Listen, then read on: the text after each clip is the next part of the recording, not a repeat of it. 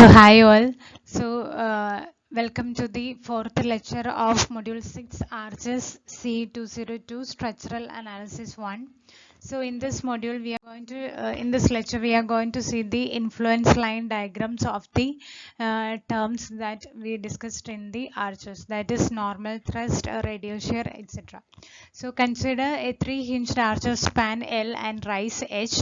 So let D be the point at a distance Z from the left support A as shown in figure. So consider a unit load moves from left to right and let X be the distance of unit load from support A. So consider at a distance X the unit load 1. Okay. Now we are going to find the influence line diagram for horizontal thrust H. So for that we have to find the values of H at the various spans. So I'm going to take the moment about A to get the values of VA and VB. It is nothing but VB is H by L and VA is L minus H by L. Okay. So consider the load is in the portion AC, that is 0 less than or equal to H less than or equal to L by 2. I'm taking MC, that is net moment at C is equal to 0, and which implies H into H minus VB into L by 2 equal to 0, that we already know. And from that you got H is equal to H divided by 2H. That is the variation of thrust is linear variation. So substitute the values for H to get the variation of H, that is at H equal to 0 you will get thrust H is equal to 0, and at H equal to L by 2 it is L by 4H. Okay, then at H is equal to L you will get the value of we are considering the unit load in the portion AC only. So then consider the unit. Here you can see L by 4H is the maximum ordinate for thrust at the section C. Just multiply this value into 4H is into L minus H divided by L square, and for a point D, YD is nothing but 4H is into L minus Z by L square. So that's equal to hence the maximum ordinate for HYD term is H into YD, that is L by 4H into substituted the value of YD here you will get Z into L minus Z by L. So this value is also Z into L minus Z by L. How will you get that value? Substitute H is L by 4H and YD it is 4H Z into L minus Z by L square. So you have two triangles, one has a maximum at D and one has a maximum ordinate at C, and both has a maximum ordinate as Z into L minus Z by L. Okay. Now we have to draw the influence line diagram for normal thrust at D, that is ND. So for that we know the equation for normal thrust as VD sin theta D plus H cos theta D. So first of all draw the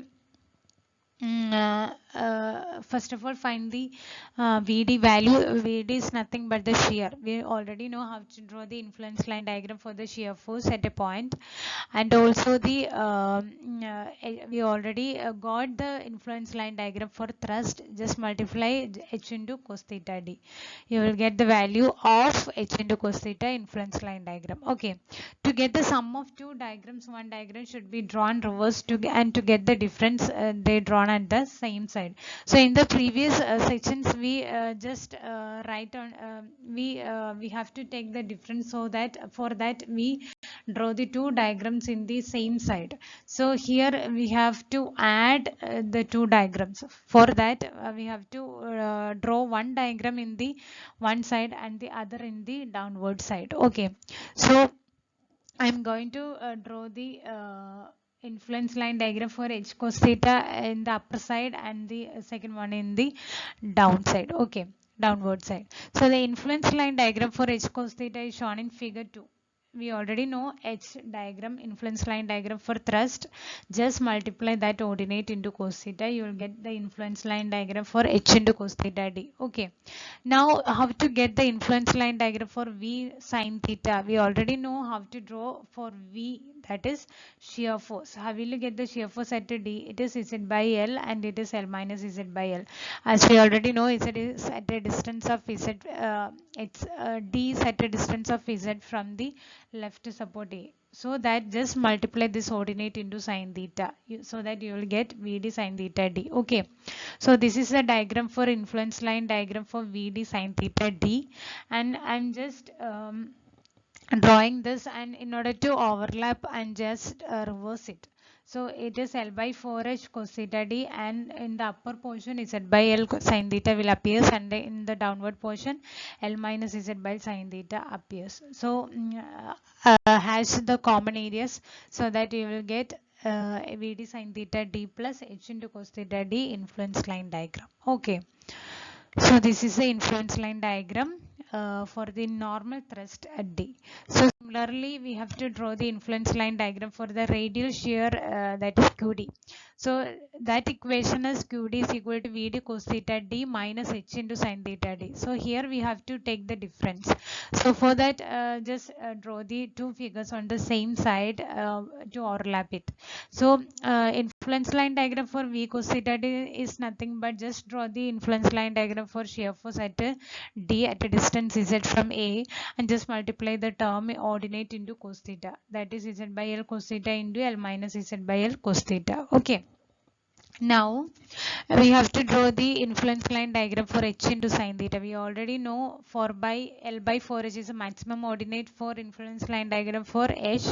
That into sin theta will get H into sin theta. So this is a triangle, and just overlap this. That is and shade the common area. That is, this is a common area.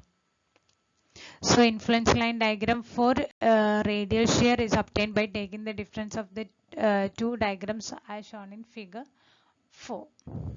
Okay. How will you find B moment at C? Just multiply VA into 25. VA is the bending moment diagram for the arch. Okay. So what are the advantages of arch? An arch was primarily in compression and handles compressive loads. So using arch instead of a beam has many advantages related to the distance it can span, the loads it can vary, and also the materiality and form of the arch itself. So the arches can be used for spanning larger distances. An arch can span further than a straight beam. This is due to the way an arch handles the forces. Since an arch can span further than flat member, this reduces the need for additional vertical support and thus cuts down on cost when building. So arches have higher load carrying capacity. An arch works excellently in compression. A structural arch can handle more loads than a straight horizontal member of its same span. The forces exerted by an arch are tangential to the ends of the arch are called thrust. Thus, a flatter arch will create more force or thrust that is transferred to the ground safely. Better materiality and form.